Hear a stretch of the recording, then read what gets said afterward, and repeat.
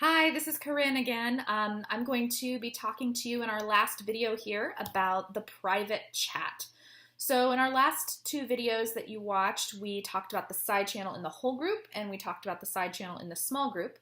And now I'm going to talk to you about the side channel in the private chat. So as you know, in Adobe Connect, you have the ability to enable or disable the private chat function, which means that you can communicate one-on-one with students and they can communicate one-on-one with each other without it being visible to anybody else in the room.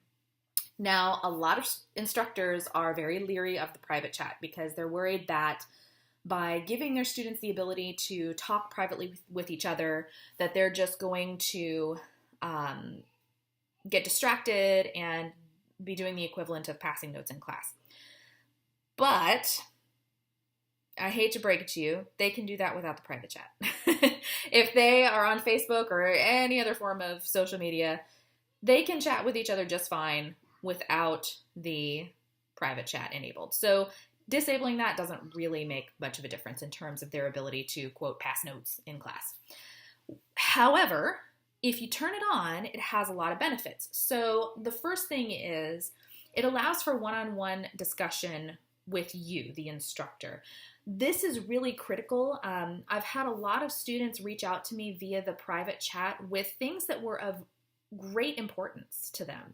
So things like significant health issues that were going to keep them from being able to fully participate that night, concerns about their progress in the course or whatever. It's the equivalent of being able to pull your instructor aside after class or pull them out into the hallway and talk to them. And so obviously in a synchronous online setting, you can't pull the instructor into the hallway, but what you can do is you can send them a private chat. So it's really beneficial in that respect.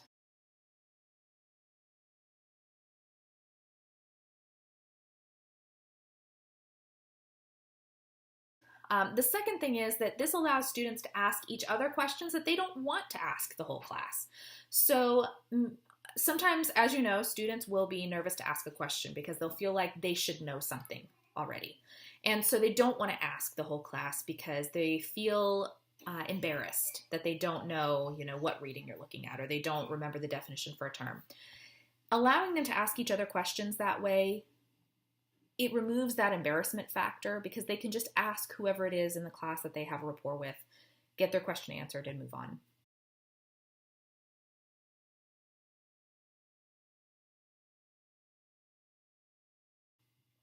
The next thing is that the private chat is a great way for me to give students private reminders about their conduct or the way that they're interacting with their peers. So let's take, for example, a student who is a conversation dominator and they are commenting on every single thing that you talk about and they're commenting copiously.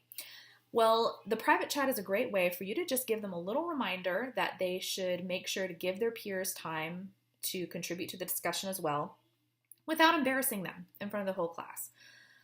So the private reminder ability is really important as well.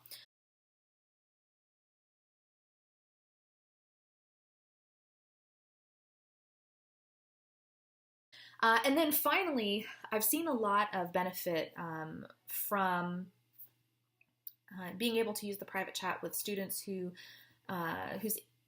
first language is not English.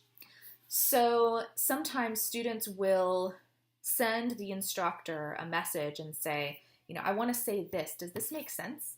And the instructor can say, yes, this makes sense. Or, you know what, I think you mean this instead of this. But, other than that, it makes sense. And then the student feels comfortable to share it with the class. We typically develop good relationships with our students as instructors. And so they feel comfortable asking us if it's right. But sometimes they're nervous to just say it in front of the whole class. So this is a good way for students to kind of test ideas out before they say them in front of the whole group. So that private chat can be really beneficial as well for developing a side channel conversation.